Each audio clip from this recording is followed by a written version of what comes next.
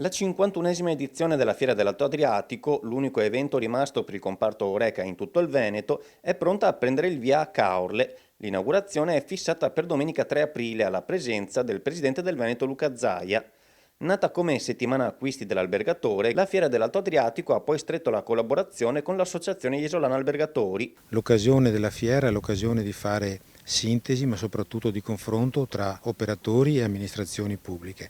È l'occasione di confronto per poter analizzare la situazione attuale e capire quali sono le soluzioni per il futuro. Abbiamo bisogno di metterci insieme in questo momento di difficoltà, di lavorare fianco a fianco non solo tra amministrazioni comunali, ma soprattutto tra imprenditori. Ecco, io credo che questa possa diventare veramente la festa dell'imprenditorialità e assieme fare quella sintesi che ci serve per affrontare il futuro ed alimentare, perché no, la virtù della speranza. Le novità sono indubbiamente quelle di tornare a trovarsi, di tornare in un contesto come quello della fiera, dove confrontarsi, dove analizzare la situazione, dove parlare con i nostri collaboratori, con i nostri partner, diciamo così, imprenditoriali, che sono le aziende, i nostri fornitori, perché in questo momento credo sia fondamentale, alla luce di quello che sta succedendo a livello nazionale e internazionale, riuscire a creare delle partnership, delle collaborazioni solide per affrontare nel migliore dei modi la stagione 2022, che certamente sarà complessa e complicata, forse per certi aspetti ancora più delle precedenti. 110 gli espositori presenti per oltre 300 marchi rappresentati e tra gli appuntamenti, oltre agli eventi di show cooking dedicati alla cucina e alla cultura della ristorazione, eccellenza del turismo territoriale, l'edizione di quest'anno può contare anche su oltre 60 ore di eventi tra convegni, seminari e dimostrazioni varie.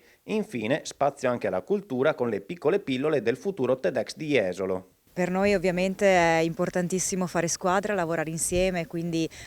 come già facciamo con il G20 delle spiagge, con i sindaci della Costa Veneta, anche in questa occasione ormai da tantissimi anni continuiamo la collaborazione con la città di Caorle per portare avanti questa fiera che di fatto da quest'anno è diventata anche un evento a carattere nazionale, quindi sempre più importante, e ci fa veramente piacere continuare a lavorare in sinergia non solo con le altre amministrazioni ma anche con tutte le associazioni di categoria e tutti gli imprenditori di entrambe le località. Il riconoscimento di Fiera Nazionale deve rendere orgogliosa l'organizzazione della fiera, ma deve anche darle uno slancio in più, secondo me. Deve diventare un elemento sul quale programmare il prossimo futuro della fiera,